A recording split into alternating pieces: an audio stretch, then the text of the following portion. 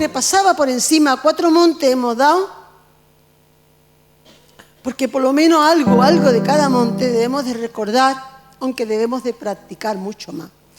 Hablamos del Ararat, que era el monte de los nuevos comienzos. Y no para un nuevo año, sino para que cada día recordemos que nuevas son sus misericordias. Tú no tienes que ser el mismo ni la misma de ayer. Cada cosa que nos hace sentir mal porque reconocemos, bendito sea Dios porque reconocemos, porque hay cuantas cosas que no reconocemos. Reconocemos a nuestra propia carne, a nuestra alma rebelde, eso que impide que vivamos como hoy vamos a ver bajo las bendiciones plenas en el interior de su presencia.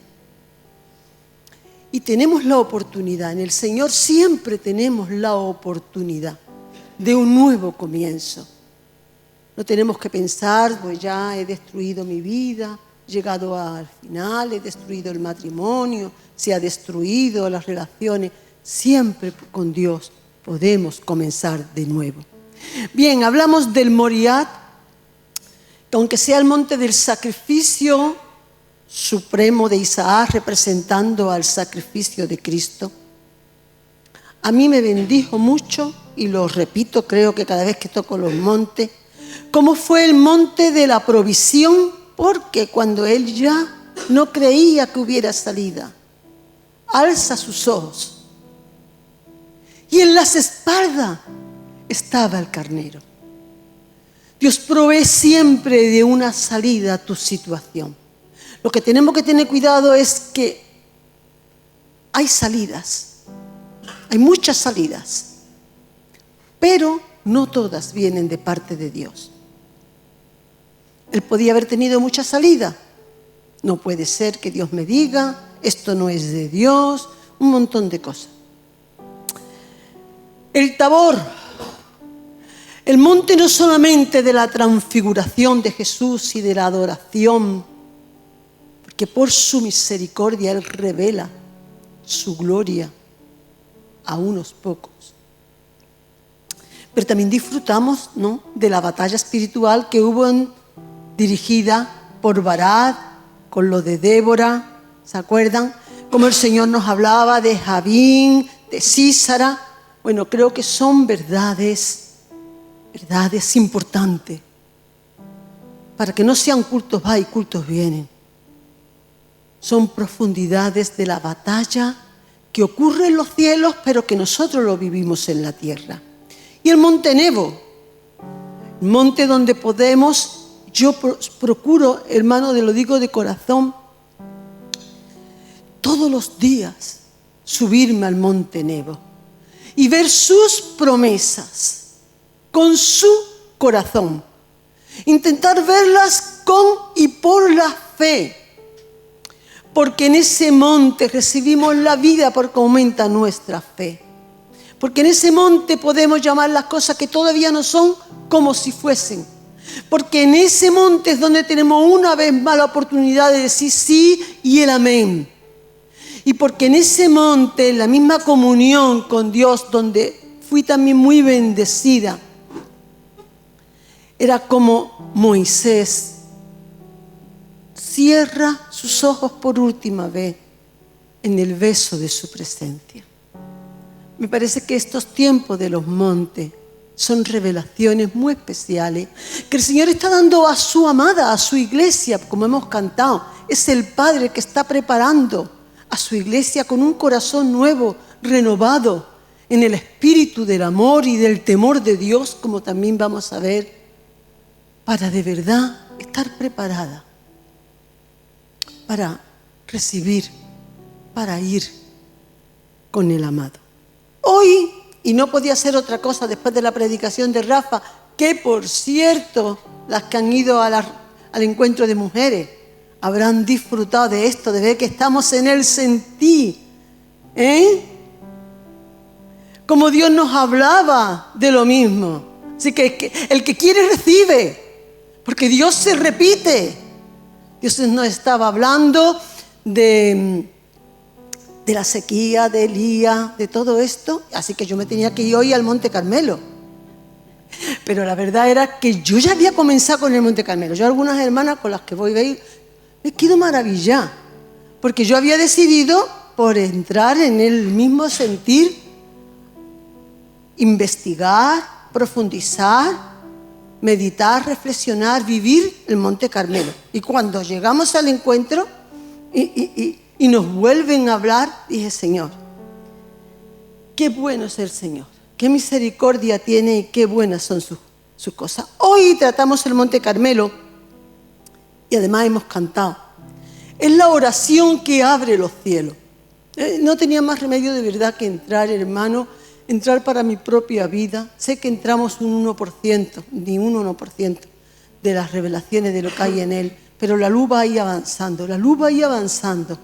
Esa es la voluntad de Dios, como la aurora, como hasta que llegue el mediodía y venga nuestro Cristo de la gloria, el sol de justicia. Y su iglesia en ese conocimiento de la revelación, no en la mente, sino en el corazón, en santidad, en amor, pueda abrazar a nuestro Señor.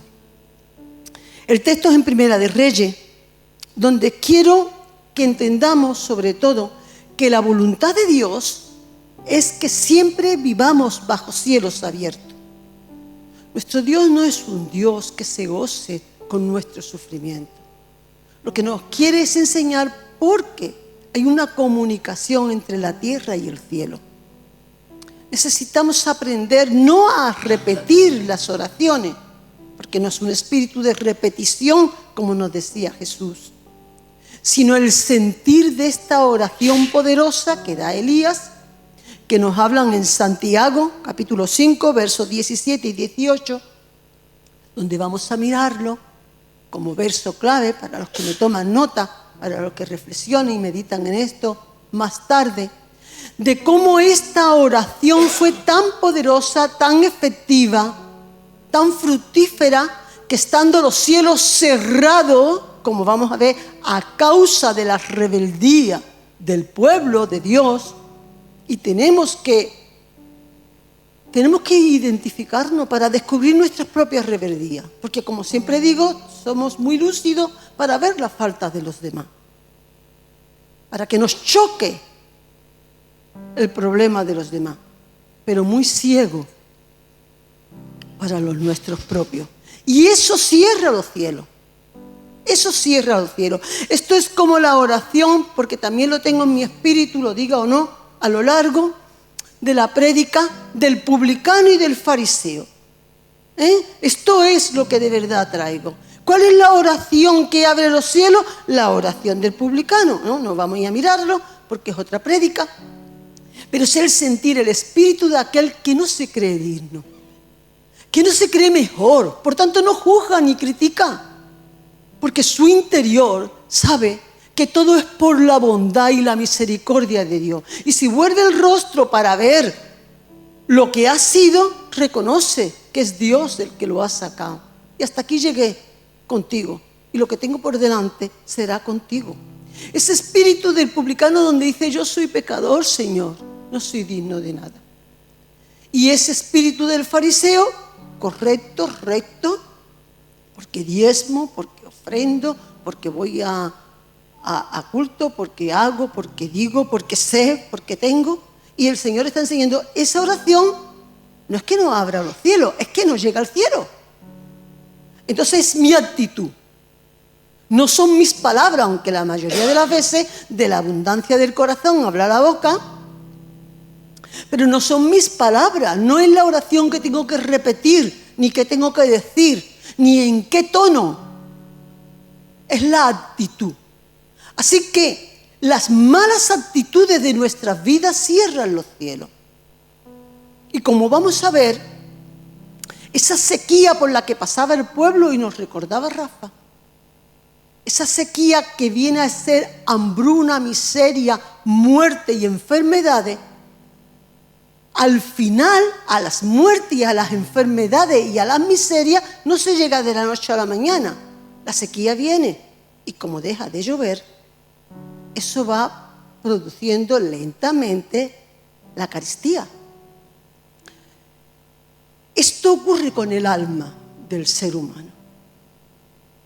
el desconectarnos del Espíritu de Dios y de la voluntad de Dios, el meternos en nosotros mismos,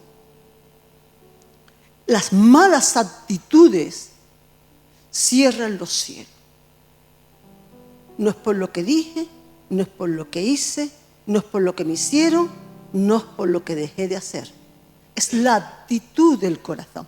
El pueblo estaba en todo esto por la actitud de su corazón. Entraron en idolatría, que era el pecado de acá para con el pueblo, un montón de cosas que podemos entrar que no lo vamos a hacer. Pero lo importante es que tú y yo revisemos cada día, hermano, con temor, temblor y amor, porque es algo que también traigo muy fuerte en mi interior de repetir y de decir, es que el temor y el amor de Dios van muy unidos. Tenemos que ser perfeccionados en amor porque somos perfeccionados en el temor de Dios. ¿Qué tengo que decir o qué tengo que hacer? Eso es la consecuencia del mucho o del poco temor de Dios que tengo. Y no temo a Dios porque no le amo. Así que me tiene que doler el alma. Porque de tal manera Él me amó que dio a su Hijo por nuestras vidas. Su amor fue demostrado con hechos.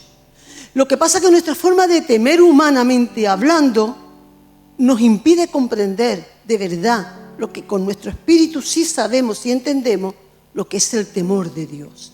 El temor a ofenderlo.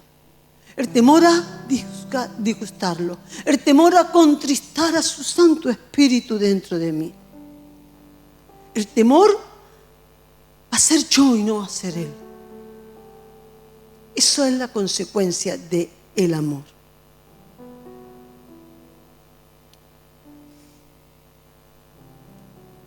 El Dios de Elías, sí pensaba también, aun cuando Rafa estaba predicando, porque por ahí hay una canción muy antigua que habla de ¿dónde está el Dios de Elías? Que hacía tantas proezas. Y mi corazón dice, ¿dónde están los Elías?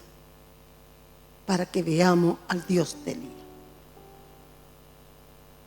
Por eso es en esta mañana captar un poco el espíritu de Elías, avanzar en ese espíritu, entenderlo en nuestro corazón, proseguir en conocer al Señor, proseguir en este camino de santidad.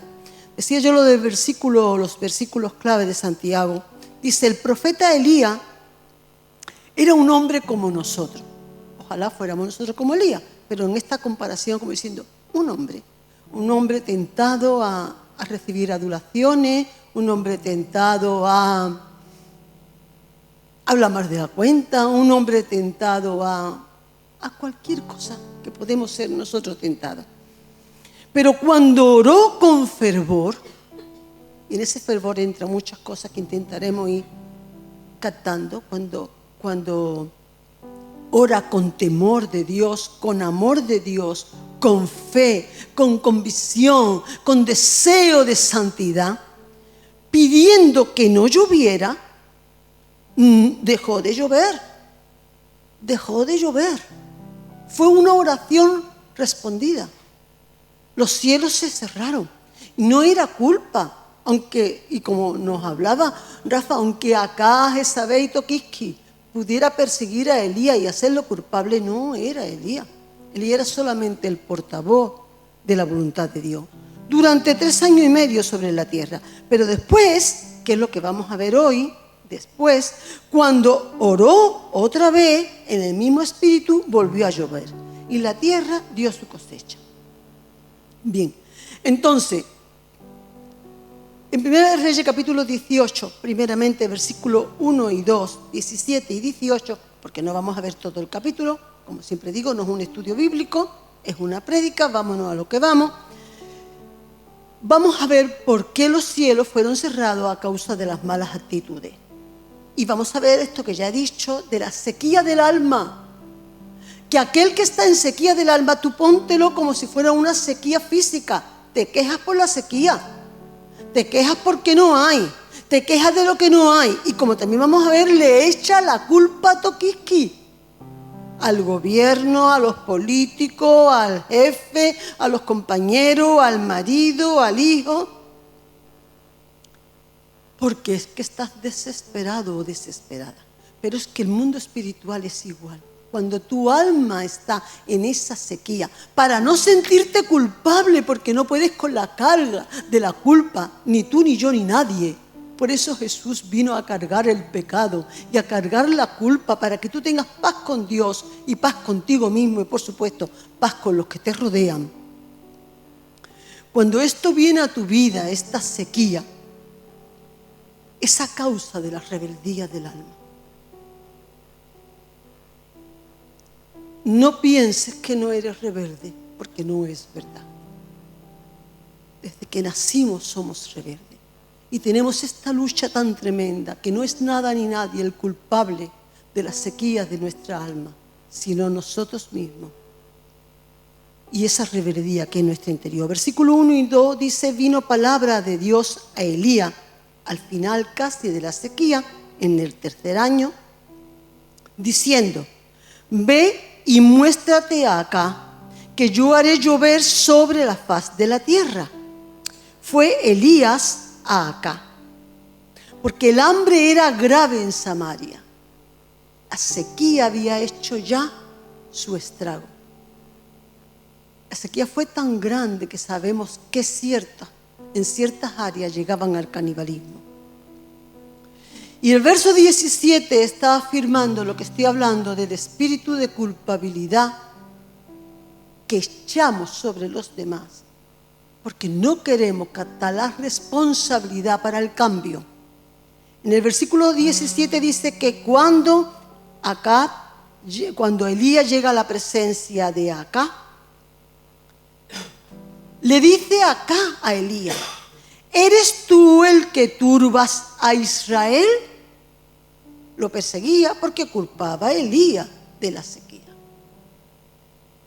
Y eso, yo digo que leamos estas cosas para poder ser bendecidos, para poder aprender la oración que abre los cielos de mi corazón, los cielos de la presencia de Dios, de la paz, del amor, ese cielo donde al caer la lluvia yo me siento más que llena de su presencia y no necesito quejarme a nada ni a nadie, porque puedo estar suficiente, y esto implica hasta lo material. Sé que no es más rico el que más tiene, sino el que sabe contentarse con lo que tiene. Hasta eso suple mi necesidad, porque siento la presencia de Dios, siento paz conmigo misma, siento el contentamiento con un pedazo de pan, no necesito la carne.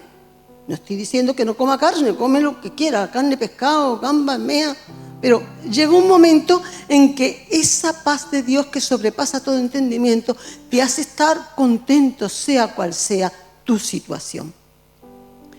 Le contestó Elías, yo no he turbado a Israel, has sido tú y la casa de tu padre. Los pecados generacionales que iba cargando ya Acá de Onri. Si malo fue Acá, peor fue Onri su padre. Dejando los mandamientos de Dios, los principios de Dios, el temor de Dios. Cuando perdemos el temor de Dios, lo peor de nuestra carne salta. Aquí no es que no seamos capaces ninguno de saltar. Aquí cualquiera puede saltar con lo que sea. Que no permita a Dios que seamos todo lo carnal que somos capaces de ser. Por eso no somos mejores ninguno que otro. Es la gracia de Dios que puede sujetarme, que puede sustentarme. Y cuando yo dejo de tener esta comunión en la presencia de Dios, cuando el Espíritu Santo de Dios es contristado en mi interior, yo puedo llegar a ser muy mala con la lengua, muy mala con el pensamiento, muy mala con los deseos del corazón, muy mala con los sentimientos con respecto a los demás. Porque todo mi hombre carnal toma fuerza si no es por la gracia del Espíritu Santo de Dios. Dejando los principios de Dios y siguiendo a tus ídolos, aquello que está gobernando y dominando tu vida. Estos cielos cerrados afectan. Siempre pensamos en lo material y en lo económico. Y bueno, por muy mal que nos vaya, estamos en la sociedad del bienestar. Aquí, como siempre digo, ninguno se acuesta, que yo sepa, porque si lo saben, díganmelo, porque a lo mejor nadie se acuesta sin haber comido. Dios permite que nos llueva, como cuando Rafa va cada semana por los cajones de reto, para que a nadie le falte. Dios permite que todos tengamos un techo y que tengamos ropa que ponernos. Esta sequía y esta hambruna, tristemente, es más anímica y espiritual que física o material. Esto trae profundas raíces, han venido por profundas raíces de amargura, la cual leuda toda la masa, la cual contamina a la carne que sea de esa clase de raíces. Y por eso hay que cuidarse. Y conlleva y trae ceguera espiritual. La letra de la palabra se vuelve en eso, en letra, en conocimiento que luego me va a culpar y a matar, y la voy a usar para matar y culpar, como pedradas. Si no es por su gracia, si no es porque se abran los cielos, hermano. Yo quiero dejar en tu corazón esto, por supuesto, de todo aquel que viene porque quiere recibir esto. Necesitamos y podemos vivir bajo cielos abiertos. Dios nos quiere esta sequía. Dios nos quería esta hambruna y esta sequía. No había necesidad de nada de esto. Si cuando Elías llegó por primera vez a la presencia de Acab y le advierte, Acab se arrepiente, el pueblo sigue el gobierno del rey, la autoridad del rey. Y no tenían que sufrir y que pasar. No estaba Dios maldiciendo. Era la consecuencia, la sequedad del alma, la sequedad de la presencia de Dios. No es porque se predique mejor o peor la palabra de Dios. No es porque se toque o no se toque mejor. No es porque nosotros seamos más buenos o más malos. La sequedad viene a causa de la rebeldía de tu alma. Y si somos conscientes del espíritu de arrepentimiento, por el poder del Espíritu Santo de Dios, de aquel que vivificó a Jesucristo de entre los muertos, va a vivificar tu espíritu. Te va a dar la vida, la paz, el gozo, la tranquilidad, la fuerza, las energías, el amor que tanto tú estás reclamando en los demás. Va a brotar de ti como esos ríos de agua viva que dicen las Escrituras, que saltará de todo aquel que en él haya creído. Dios es fiel y Él cumple lo que ha dicho. Versículo 19 al 21 está muy interesante de cómo lo que hace Elías aquí es convocar al pueblo a esta oración, a decidir por Dios. Pero captaba algo aquí que vengo a compararos, a comentaros. Congrégame a todo Israel en el monte Carmelo, junto a los profetas de Baal y Asera.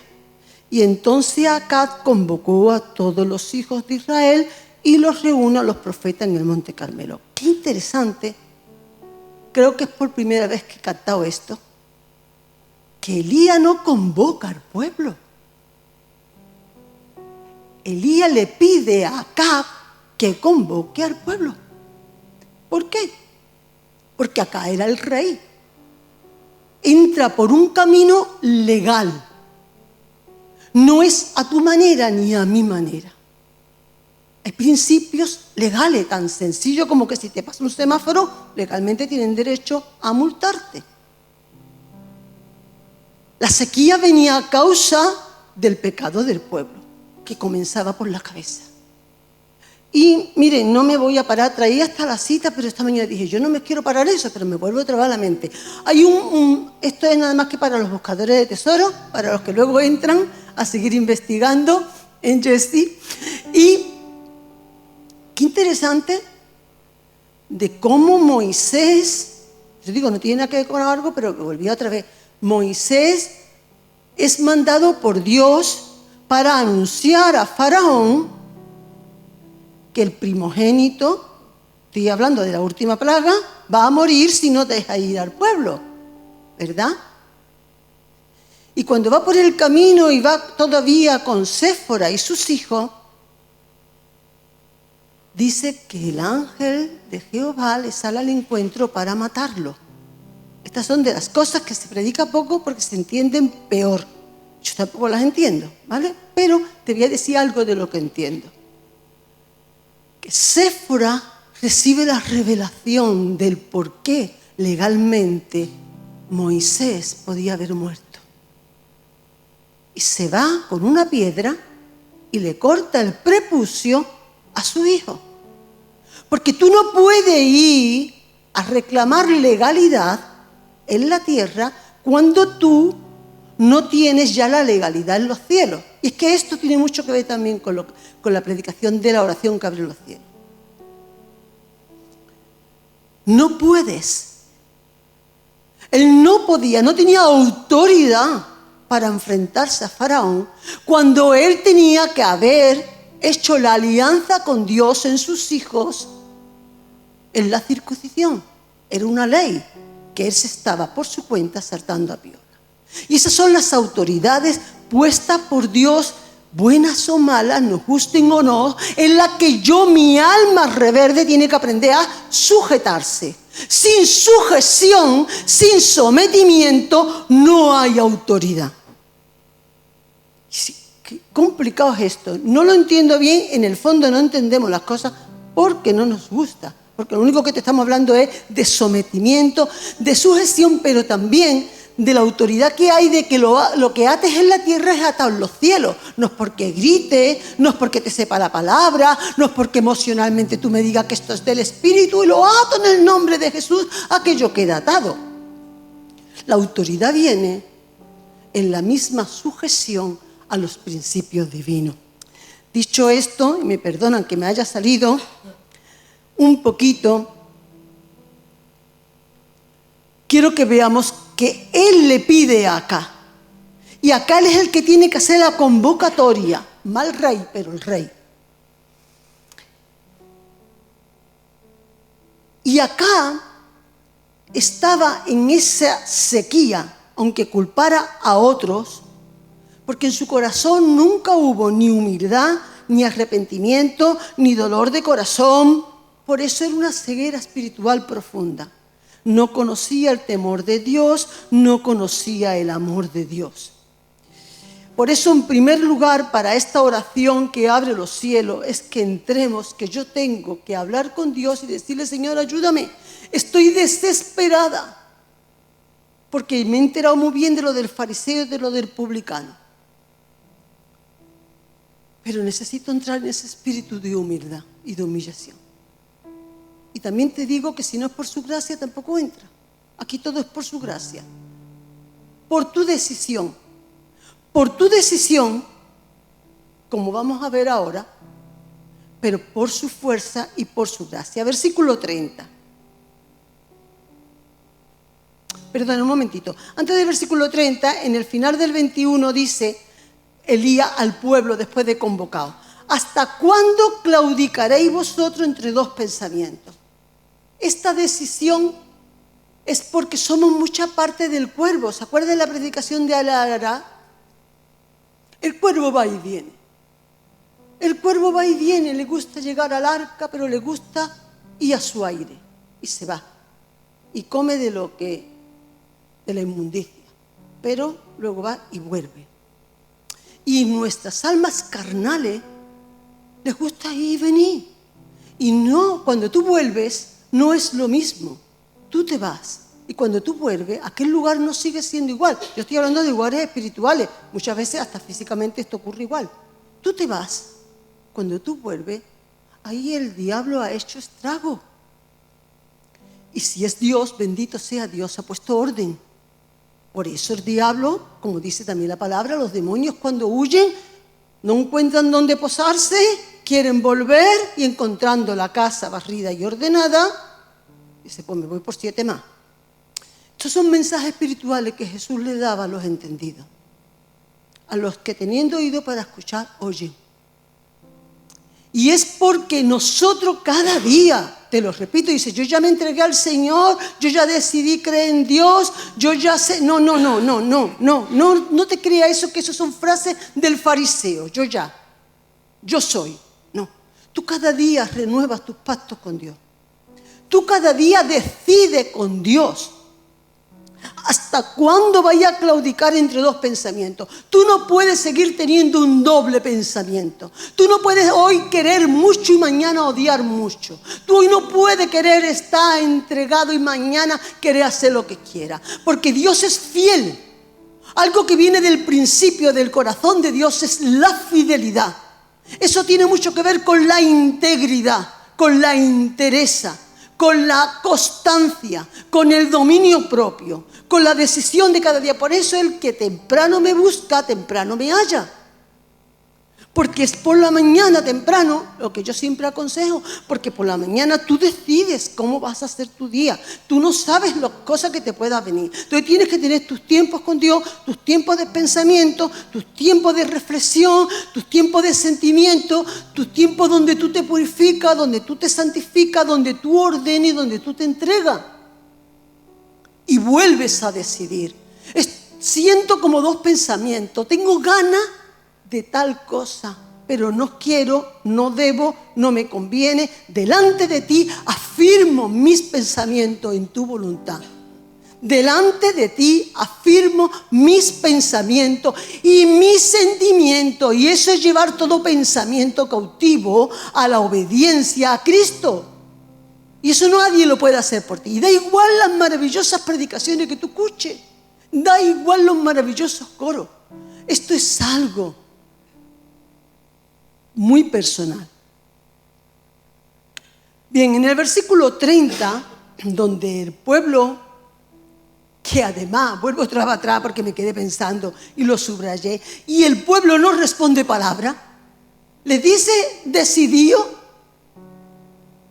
y el pueblo se calla. Qué cosa tan tremenda, el pueblo se calla. Yo a mí algo, y yo sentía que el Espíritu Santo me decía, por lo mismo que pasa ahora. No somos mejores que el pueblo de Israel. Tú estás escuchando que Dios te está diciendo que no, que es tu alma reverde. Decide entregarte de verdad. Decide ofrendarte de verdad. Quiero reivindicar esta palabra de la ofrenda. Por supuesto en lo económico también. Pero hasta yo adoraba al Señor, y esto es otro paréntesis, por Mizpa y por los niños. Porque aquel sitio no sale de los diezmos. Ya sabemos que el diezmo es de Dios. Y que no le estoy dando nada, pero que ofrendas a Dios tu vida, tu tiempo, tu dinero también. Y Mizpa, África, estos niños del orfanato viven gracias a Dios por las ofrendas de corazón de muchos anónimos para nosotros, muchos que ni conocemos.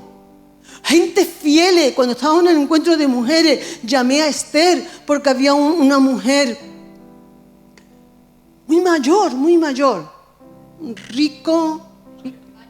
Valle Rico. Y la mujer decía, porque antes me mandaba las cartas contándonos cosas, fiel, desde hace 20 años, fiel, cada mes en ofrendar para que esos niños coman, beban, tengan profesores, tengan una vida, tengan ropa. Como es por eso lo que es de Dios, Dios lo va a mantener. Que nosotros sepamos, esos niños no se han acostado nunca sin comer, ¿verdad, Rafa? Nunca se han quedado. Cuando ha habido poco, esos profesores han seguido dando clase, aunque fuera con poco. Han podido ir a sus universidades. Hermano, tu vida es una ofrenda agradable a Dios, o debe de ser una ofrenda agradable a Dios. Y entonces estamos hablando de sacrificio. Estamos hablando de entrega, estamos hablando de darte. ¿Cómo que no respondemos a Dios? Tengo hasta esa costumbre cuando te metemos a los cultos. Yo admiro que yo, en vez de hacer llamados al palante y todas esas cosas, que todo eso está en una bendición. Hemos disfrutado en el encuentro de mujeres como cochinos, en un charco, nunca mejor dicho. Pero, ¿será que soy muy práctica? Responde a Dios. Esas palabras tan preciosas que nos gusta, responde a Dios. Haz pacto con Dios. Aquí el pueblo pasó y no respondió. Bien, así que Elías sigue. Oye, esto para el siervo de Dios es muy importante. Para los servidores del Señor es muy importante. Es que el pueblo de usted no tiene nada que ver con nadie. ¿A qué te ha llamado Dios? Hazlo. ¿Te ha llamado Dios a limpiar? Limpia. ¿Te ha llamado Dios a visitar? Visita. ¿Te ha llamado Dios a evangelizar? Evangeliza. ¿Te ha llamado Dios a predicar? Predica. ¿Dios te ha llamado? Tú sigue, tú sigue. Es que me dicen, es que me hacen, es que... No importa, no importa. A eso es, alma mía, cállate la boca. Que tengo claro. Que le respondo a mi amado. Que respondo al Señor. Así que lo primero que hace en el versículo 30 es arreglar su altar. Esta es la actitud que abre los cielos, hermano. La oración que abre los cielos es el resultado de una actitud del alma que abre los cielos. Versículo 30, le dijo Elías al pueblo, acercaos, y se acercaron. Es que esto también, yo por eso digo, no me quiero parar, no es un estudio bíblico, pero mi corazón vibra. A un pueblo que le está diciendo, decide por Dios o por los cuervos que te llevan de aquí para allá. Por tus vicios o por Dios. Por tus manías o por Dios. Por tus locuras o por Dios. Decídete ya. Y se calla. Así que espiritualmente estaba muy lejos de Elías. Y que no importa. Hay gente que yo no las veo nunca.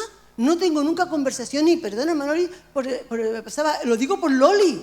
Es que yo no he visto una persona a más kilómetros de distancia de mí que pueda caminar en una sintonía como con esta mujer. Y yo te puedo decir a ti que no he tenido una conversación. Estando una vez que fui a tomar café hace años a casa de Susi y de Oscar, estando ella, no me da tiempo a tener conversaciones.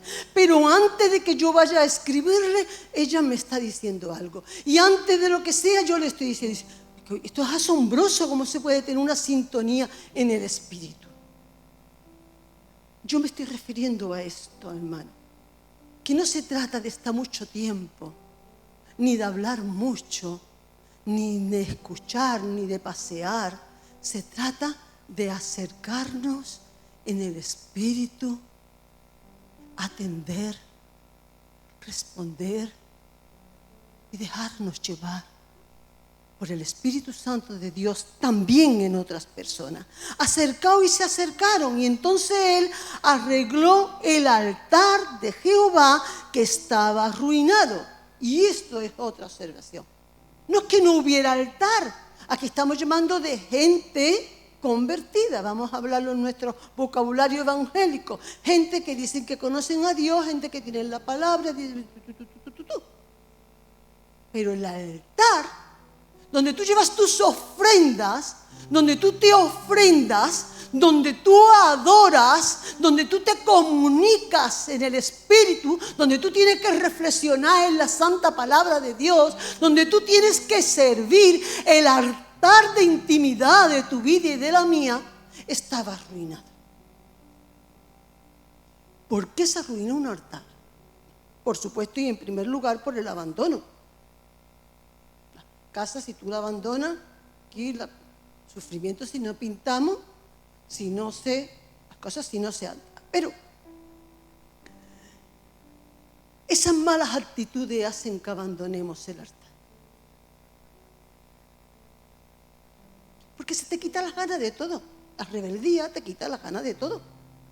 A pesar que no le llamamos rebeldía, ¿vale? Tú le llamas como tú quieras. Yo después de mucho pensar, ya la defino. La enfermedad, después de muchísimos síntomas, me duele la cabeza, no sé cuánto, no sé qué, tú tienes problemas de tensión. Bueno, pues esto. La rebeldía del alma nos hace abandonar nuestra verdadera comunión con Dios. Y la suplimos con muchas actividades religiosas todas, sana y santa. Pero no hay comunión con Dios. Y abandonamos, y te voy a tratar otra vez lo mismo, porque no hay temor de Dios y porque no hay amor de Dios. Yo no cultivo mi altar porque no amo a mi amado. Ese es el final de la película. Y no tengo temor de Dios porque no le amo, y al revés. Y lo segundo que veo es el maltrato. Así que si la falta de intimidad con Dios cierra los cielos de mi alma y de mi corazón y de mi vida, luego puedo ver la consecuencia en el ambiente de mi hogar, de mi marido, de mis hijos, de mi casa, etcétera, etcétera, etcétera. Y las relaciones malas es por culpa de mis hijos, de mis hijas, de H o de B. La realidad, si soy sincero, es que yo tengo abandonado mi altar con Dios, ¿vale? Pero eso no solamente cierra los cielos, sino el maltrato. Dice, ¿qué maltrato? Sí. Niño, no le dé golpe a la puerta que te la va a cargar, ¿no? Niño, no me trates así, tal cosa que te la carga. Si yo puedo estar maltratando el altar de Dios, mire qué fuerte lo que el Espíritu me daba. Yo golpeo el altar con mis palabras.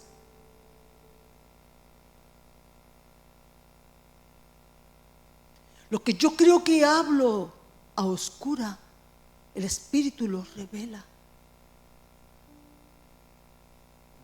Lo que se habla en la oscuridad, en lo oculto, Él lo manifiesta en los golpes del altar. Aunque yo pueda presumir de mi altar, yo golpeo. Miren, Proverbios 12, 18 dice, hay palabras como golpes de espada. Hacen más daño las palabras que la aguantan.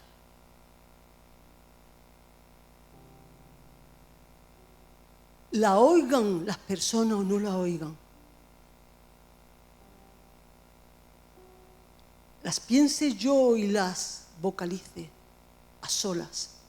Hacen daño, hermano. Por eso el principio de la sabiduría es el temor de Dios. Un Dios todopoderoso que todo lo sabe y que todo lo conoce, te escucha en lo secreto. Dice Jesús, te escucha en lo secreto, y si lo que en lo secreto tú estás hablando es sano, Él te lo recompensa en lo público. También te escucha en lo secreto. Mas la lengua de los sabios es medicina.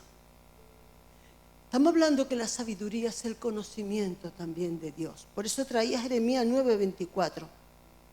Si alguien quiere alabarse, si alguien quiere sentirse bien, si alguien quiere presumir de algo, alábese en esto el que se hubiera de alabar, en entenderme y en conocerme.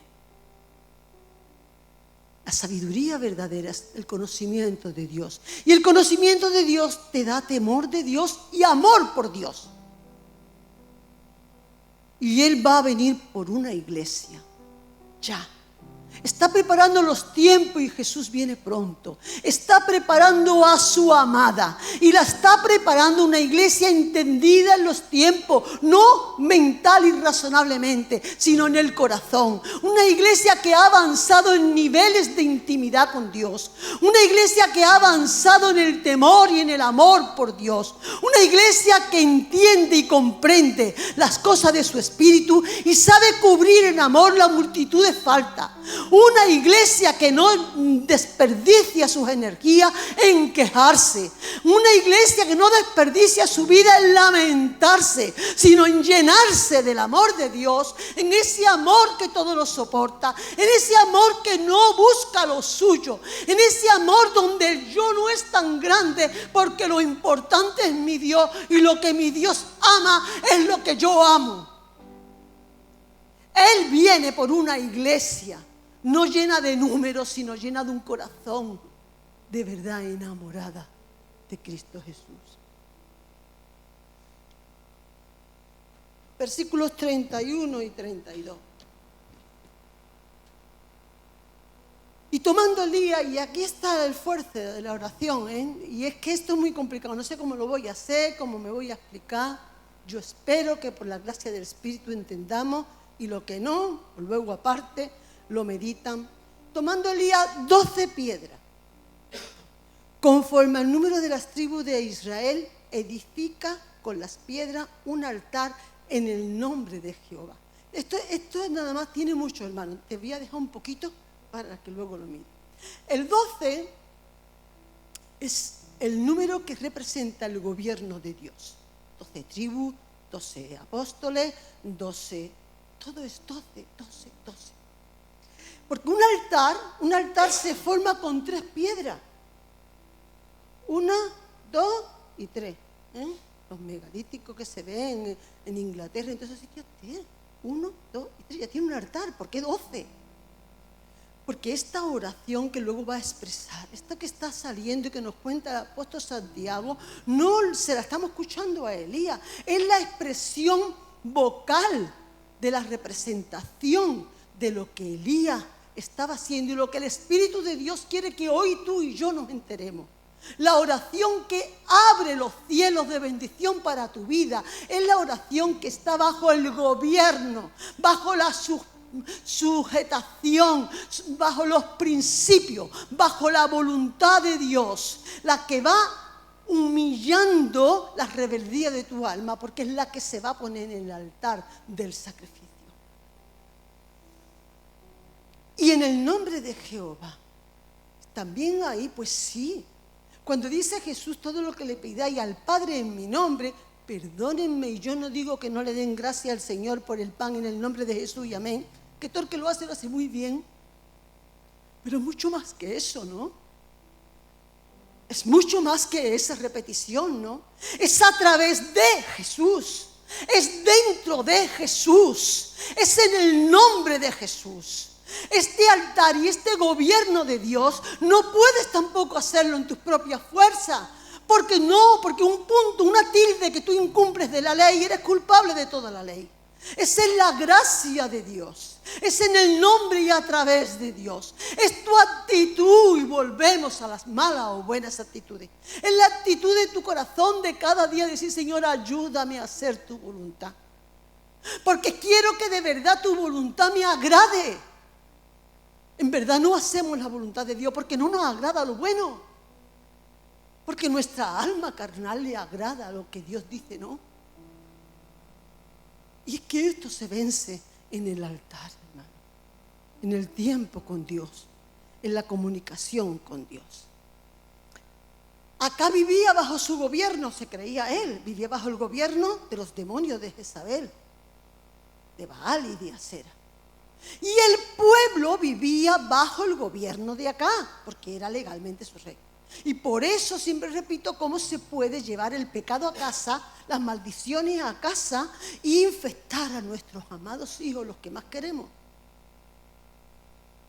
Porque es una decisión que tú salgas, no una retórica, no una repetición. Sal del gobierno de acá y entra en el gobierno de Dios. Esto era lo que le estaba diciendo Elías al pueblo. ¿Hasta cuándo vaya a claudicar? ¿Por qué estáis sujetos? Estaban haciendo en medio de la sequía, le hicieron en medio de la sequía el templo a Baal.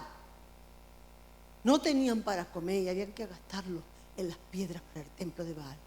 No tienes dinero para comer y te lo estás gastando en los vicios. Estás edificando templo a los Baales. Dice que hace esto, y este altar de 12 piedras, también te lo voy a dejar para que lo piense, para no pararme, es un altar profético. Es que hay altares que son proféticos. Miren de qué manera lo vamos a mostrar. En esta autoridad espiritual donde Elías pide todas estas cosas, dice, después hizo una zanja alrededor del altar en la que cupieran las 2 medidas de grano. luego prepara la leña, luego corta el buey y luego pone la leña. Y como esto es muy profundo y es para pararse en los estudios bíblicos, quiero que te pares mejor solamente en la zanja, porque luego lo va a aclarar el Espíritu Santo mejor en su palabra. ¿Para qué una zanja alrededor del altar? Ya edificó el altar, ahora cava. Por supuesto que Elías tendría ayuda, Por eso nadie hace nada por solo. Yo le comentaba una cosa a Oscar y yo decía, es que yo sola no puedo. Entonces, es algo corporativo, ¿vale? Una zanja. ¿Quién se va a poner con un pico y pala a ahondar una zanja? ¿Y para qué? ¿Para qué? La zanja es lo que tú tienes que cavar alrededor de tu altar. Porque lo que el diablo viene a arruinarte es tu altar. Claro, tú te das cuenta de la ruina en la economía, la ruina en tu relación con tus hijos, la economía, la diferencia, las cosas que hay por la sequía y por la hambruna y por la miseria. No te das cuenta que todo está porque vienen a arruinarte, a que no tengas tiempo, a que no tengas ganas, a que no tengas fuerza, a que no sientas o dejes de sentir. Pero Él hace una zanja, es una separación, y lo ponía yo aquí, en las actitudes. Yo tengo que aprender, hermano, yo esto no lo puedo hacer por ti, lo lucho por hacer por mí. Aprender a discernir en mis propias actitudes y hacer una separación entre mi actitud de consagración, de entrega, de búsqueda de santidad, de adoración, una diferencia. Hacer una zanja profunda entre aquello que viene a ensuciarme mi alma. Entre la reverdía, la soberbia, el orgullo. Yo tengo la obligación por el Espíritu, con el Espíritu de Dios, de tener la gracia suficiente para ver la diferencia entre el orgullo satánico y el dolor de lo que me han hecho. Yo no puedo meterlo todo rebujado en el altar. Yo tengo que ofrecer en el altar y hacer una zanja. Por eso digo, lo dejo ahí porque es para que tú lo medites, para que tú lo pienses, para que vea que si no fuera por esa zanja no puedes mantener el altar en santidad. Bien, versículo 34 y 35. Cuando ya he hecho todo esto, porque aunque te lo hubiese y dijera, para los que sé que luego siguen estudiando, pide 12 cántaros, ¿verdad?, de agua. Pide 12 cántaros de agua. Porque dice en el 34 y en el 35, llenad 4 cántaros, derramadla sobre el holocausto, sobre la leña. Hacerlo otra vez. Y otra vez lo hicieron. Y dice aún, hacerlo la tercera vez. Y lo vuelve a hacer una tercera vez. ¿Por qué?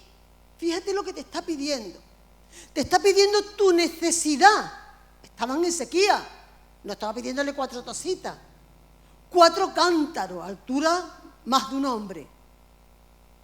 ¿Por qué no se quedan 4? Porque no tiene suficiente para echar en esa zanja, en el holocausto, en todo. ¿Qué está hablando? ¿Por qué hace estas cosas? Nos está hablando a nosotros. Eso era algo simbólico y con poder, porque abrió los cielos. Más tarde vemos que abre, y en Santiago nos habla de que se abrieron los cielos y llovió. Pero te está hablando para tu vida y para la mía. Tú no puedes llevar en la oración que abre los cielos, no es la que parte de tu necesidad. No solamente puedes poner en el altar del sacrificio tu necesidad son los 4 cántaros. La ofrenda verdadera no es solamente lo que puedes porque tienes necesidad. Viene dolor, viene entrega y nadie te está diciendo cuándo ni cuánto, porque es ofrenda. Y va más allá, 4 y otra vez más. 4 representa el número de la tierra, pero por eso digo que no voy a entrar. En la necesidad, y nos hablaban de esto en el retiro, hablaban de cómo el milagro que se había hecho a la tsunamita no partía de la necesidad. ¿Qué quieres que te haga? Yo no necesito nada. Y saltan, sí, ella quiere. En su corazón hay una petición. Necesita un hijo y no lo sabe. No parte de su necesidad, parte del deseo profundo. La oración que abre los cielos no viene desde la plataforma del 4 de la necesidad, ni siquiera del 8, sino del gobierno de Dios, que son 12. Cuando yo estoy redimiendo mi deseo y lo estoy derramando, sometiendo y sujetándolo al gobierno divino. Dice que el agua corría llenando la zanja. Versículo 34 y 36. Cuando llega la hora de ofrecer este holocausto, el profeta dice, y miren, cójanlo esto, no lo olviden, aquellos que están sirviendo al Señor y que van a proseguir en servirlo, esto, aquí hay una verdad revelada que la vas a necesitar muchas veces a lo largo de tu vida. Cuando llegó la hora de ofrecerse, el profeta dijo, Dios de Abraham, de Isaac, de Israel, Dios de pacto, está invocando al Dios de promesa, al Dios todopoderoso y eterno, al Dios que es fiel. Manifiesta que tú eres Dios sobre este pueblo. Qué precioso, hermano, porque no estaba reivindicando sus derechos. Cuando él le dijo al pueblo, tenéis que decidir, el pueblo pasó de las palabras de Elías. Y si tú en tu orgullo, en tu amor propio, que es lo que solemos decir para no llamarlo orgullo satánico, es mi amor propio, te duele de que el pueblo no está recibiendo las palabras que tú das, tú estás orando bajo la plataforma de la tierra y de la carne y del yo. Y no vas a llegar al propósito por lo que Dios te llamó. El propósito que Dios te llamó es para el 12, sabiendo que hay un Dios vivo, que es el que se encargará de respaldar tu vida, no la gente. No son la gente la que tienen que respaldar tu vida. Es tu integridad delante de Dios. No esperes las adulaciones, es las mismas adulaciones que hunden. Se cobran el precio, no suelen venir de parte de Dios. Muestra a este pueblo que yo soy tu siervo y que por orden tuya he hecho esto. Respóndeme, Señor, que conozca este pueblo que tú eres Dios. Pero qué precioso. Mira, de qué manera tiene que demostrar este pueblo que tú me respaldas a mí, oh Dios. Mira, volviendo a ti sus corazones. No son palabras de adulación las que levantan a los verdaderos siervos de Dios.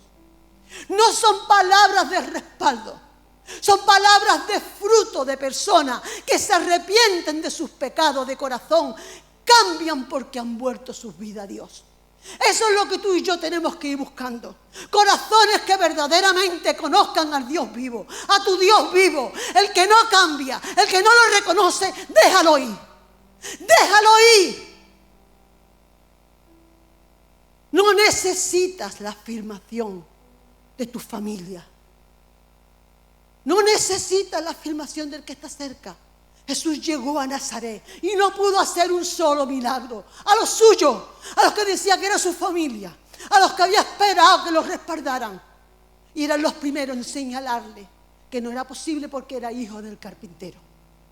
Hay un Dios vivo que es el que te ha llamado, el que te va poniendo, el que te va dirigiendo con su palabra a tu caminar. Busca su aprobación y su respaldo, velo solo en corazones arrepentidos, en corazones vueltos de verdad su presencia.